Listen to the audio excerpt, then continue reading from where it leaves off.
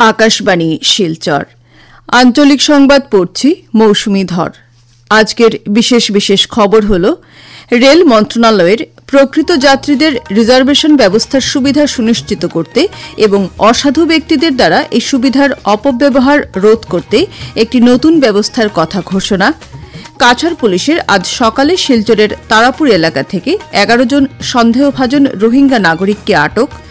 বরাক উপত্যকার 3 জেলায়ও আগামীকাল থেকে সেবা সপ্তাহ পালন এবং আগামীকাল দেবশিল্পী বিশ্বকর্মার পুজো উপলক্ষে সমগ্র রাজ্যের সঙ্গে বরাক উপত্যকায়ও ব্যাপক প্রস্তুতি। এবারে বিস্তারিত খবর। রেল মন্ত্রণালয় প্রকৃত যাত্রীরা যাতে রিজার্ভেশন ব্যবস্থার সুবিধা লাভ করতে পারে তা নিশ্চিত করতে এবং অসাধু ব্যক্তিদের এই সুবিধার অপব্যবহার রোধ করতে একটি নতুন ব্যবস্থা ঘোষণা করেছে। আগামী 1 অক্টোবর থেকে সংরক্ষিত জেনারেল রিজার্ভেশন খোলার প্রথম 15 মিনিটের মধ্যে জেনারেল টিকিট শুধুমাত্র আধার অনুমোদিত ব্যবহারকারীদের দ্বারাই Indian railway catering and tourism corporation আইআরসিটিসির ওয়েবসাইট বা মোবাইল অ্যাপ্লিকেশনের মাধ্যমে বুক করা যাবে। ভারতীয় রেলওয়ের কম্পিউটারাইজড পিআরএস কাউন্টারের মাধ্যমে সংরক্ষিত টিকিট বুকিংয়ের সময়সূচিতে কোনো পরিবর্তন হবে না। অনুরূপভাবে ভারতীয় রেলওয়ের অনুমোদিত টিকিটিং এজেন্টদের জন্য বর্তমানে থাকা 10 মিনিটের বিধিনিষেধ এখনও অব্যাহত থাকবে, যার আওতায় এজেন্টরা সাধারণ রিজার্ভেশন খোলার প্রাথমিক সময়কালে টিকিট বুক করতে পারবেন না। এই ব্যবস্থা বাস্তবায়ন করতে centre for railway information systems CRIS এবং আইআরসিটিসির প্রয়োজনীয় পদ্ধতি পরিবর্তন করতে এবং সমস্ত কোনাল রেলওয়েকে অবহিত করার নির্দেশ দেওয়া হয়েছে। অটোমোবাইল বাজারের ক্ষেত্রে ভারত জাপানকে পেছনে ফেলে বিশ্বের তৃতীয় শ্রেষ্ঠ দেশ হিসেবে পরিগণিত হয়েছে এবং আগামী 5 বছরের অটোমোবাইল বাজারের ক্ষেত্রে দেশ শীর্ষস্থান দখল করার পথে অগ্রসর হচ্ছে বলে কেন্দ্রীয় সড়ক পরিবহন ও জাতীয় সড়ক মন্ত্রী নীতিন গাডকারি জানান। গতকাল নতুন দিল্লিতে আন্তর্জাতিক মূল্য সম্মেলন 2025-এর উদ্বোধন করে তিনি একথা বলেন। শ্রী গাডকারি বলেন যে ভারতেই বিশ্বের দ্বিতীয় বৃহৎ সড়ক যোগাযোগ ব্যবস্থা রয়েছে। সবুজ গতিশীলতা এবং পরিকাঠামো উন্নয়নের ক্ষেত্রে ভারত উল্লেখযোগ্য স্থান লাভ করবে বলে তিনি আশা প্রকাশ করেন। কাছাড় জেলায় আজ পুনরায় সন্দেহভাজন রোহিঙ্গা নাগরিক ধরা পড়েছে। কাছাড় পুলিশ আজ সকালে শিলচরের তারাপুর কালীবাড়ি রোড এলাকা থেকে 11 জন সন্দেহভাজন রোহিঙ্গা নাগরিককে আটক করেছে। এদের মধ্যে মহিলা এবং শিশুও রয়েছেন। পুলিশ সূত্রে জানা গেছে যে এই দলটি হায়দ্রাবাদ থেকে এসে শিলচরে ভাড়া ঘরে সন্ধান করছিল। তাদের সন্দেহজনক আচরণ দেখে স্থানীয় জনসাধারণ পুলিশকে খবর দেয়। এর পরিপ্রেক্ষিতে পুলিশের এক অভিযানে ওই সন্দেহভাজন রোহিঙ্গা নাগরিকদের আটক করতে সমর্থ হয়। গ্রেপ্তার হওয়া রোহিঙ্গাদের আদালতের নির্দেশে আজ পুলিশের হেফাজতে পাঠানো হয়েছে। এদিকে এই ঘটনার তদন্ত অব্যাহত রয়েছে।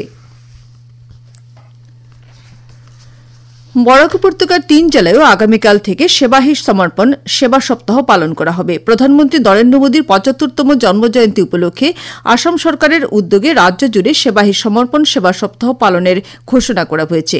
কাছাড় জেলায় আগামীকাল 10টি স্বেচ্ছা রক্তদান শিবিরের আয়োজন করা হয়েছে। আগামী 18 সেপ্টেম্বর ধলাইয়ের বিএনএমপি হাইস্কুলে স্বাস্থ্য শিবির সহ 18 বছর বয়স পর্যন্ত শিশু কিশোরদের 59টি রোগের বিনামূল্যে পরীক্ষা ও চিকিৎসা পরিষেবা প্রদান করা হবে। 19 সেপ্টেম্বর জেলার 1000টি শিক্ষা প্রতিষ্ঠানে বৃক্ষরোপণ কার্যসূচি। 20 সেপ্টেম্বর নবীন সাহিত্যিকদের বিশেষভাবে আয়োজিত হবে যুব লেখক সম্মান প্রকল্প। 22 সেপ্টেম্বর যক্ষ্মা রোগীদের নিক্ষয় মিত্র প্রকল্পের মাধ্যমে পুষ্টি সহায়তা প্রদান এবং 25 সেপ্টেম্বর জেলা জুড়ে 1575টি ভোট কেন্দ্রে অরুণোদয় প্রকল্পের তৃতীয় পর্যায় শুরু হবে। পাশাপাশি 17 সেপ্টেম্বর থেকে 2 অক্টোবর পর্যন্ত জেলায় সুস্থ নারী সশক্ত পরিবার অভিযান পালন করা হবে।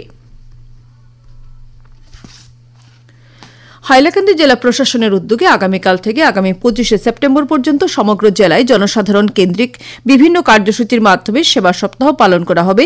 এই উপলক্ষে আগামীকাল সকাল 11:30টায় হাইলাকান্দি এসএস কলেজে স্বেচ্ছায় রক্তদান শিবিরের আয়োজন করা হয়েছে। আগামী 19 সেপ্টেম্বর জেলার 1387টি শিক্ষা প্রতিষ্ঠানে বৃক্ষরোপণ কার্যসূচি গ্রহণ করা হয়েছে। 22 সেপ্টেম্বর এসএস কলেজে যক্ষ্মা রোগীদের নিক্ষয় মিত্র নামক সাহায্য কর্মসূচি এবং কাটলিছড়ার এসকে রায় কলেজে শিশুদের মেগা স্বাস্থ্য শিবিরের আয়োজন করা হয়েছে। এরপর 23 সেপ্টেম্বর SS কলেজে এবং বোয়ালিপাড়ের শশীভূষণ ইনস্টিটিউট অব এডুকেশনে ধর্মীয় প্রতিষ্ঠানগুলির জন্য জমির পাট্টা বিতরণ এবং 25 সেপ্টেম্বর অরুণোদয়ের তৃতীয় পর্যায়ের কার্যসূচি জেলার 602টি ভোট কেন্দ্রে অনুষ্ঠিত হবে। এই অনুষ্ঠানগুলোতে জেলার অভিভাবক মন্ত্রী কৃষ্ণেন্দু পাল, সাংসদ কৃপানাথ মালা সহ 3 বিধায়ক জাকির হোসেন লস্কর, সুজামুদ্দিন লস্কর এবং নিজামুদ্দিন চৌধুরী প্রমুখ সম্মানিত অতিথি হিসেবে উপস্থিত থাকবেন। এদিকে শ্রীভূমি জেলা স্বাস্থ্য বিভাগের উদ্যোগে আগামীকাল সেবা সপ্তাহ উদযাপনের অঙ্গ হিসেবে সকাল 11টা থেকে 2টি স্বেচ্ছায় রক্তদান শিবিরের আয়োজন করা হয়েছে। শ্রীভূমি শহরের রবীন্দ্র সদন গার্লস কলেজ ও পাথারকান্দির মডেল উচ্চতর মাধ্যমিক বিদ্যালয়ে স্বেচ্ছায় রক্তদান শিবির অনুষ্ঠিত হবে। এই কর্মসূচিতে অংশগ্রহণের জন্য জেলা স্বাস্থ্য বিভাগের পক্ষ থেকে আমন্ত্রণ জানানো হয়েছে।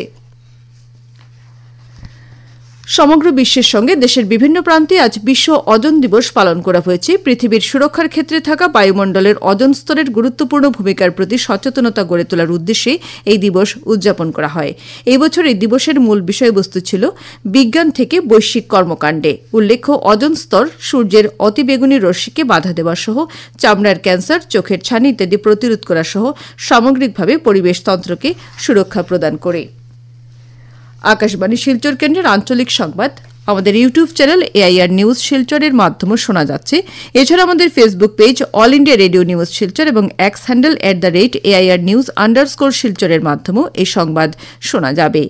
খবর প্রচারিত হচ্ছে আকাশবাণী শিলচর কেন্দ্র থেকে।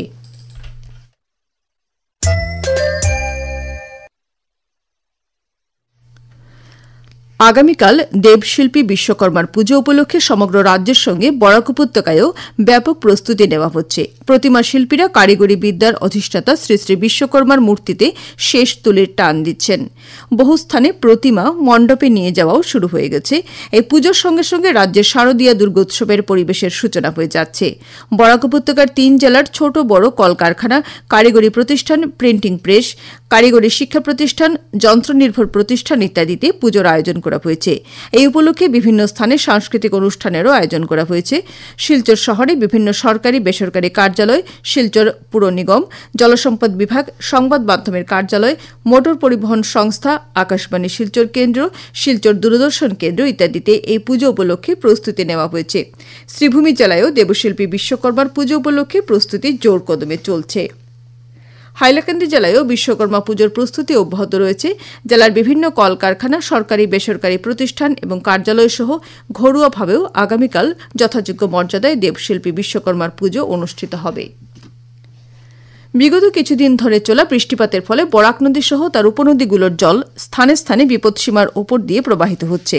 কাছাড় জেলার 3টি রাজস্ব চক্র, শিলচর, লক্ষ্মীপুর ও সোনাই এলাকার জেলার 82টি গ্রাম এই বন্যার জলমগ্ন হয়েছে। এই পর্যন্ত ওই এলাকার 225 জন বন্যাক্রান্ত হয়েছেন।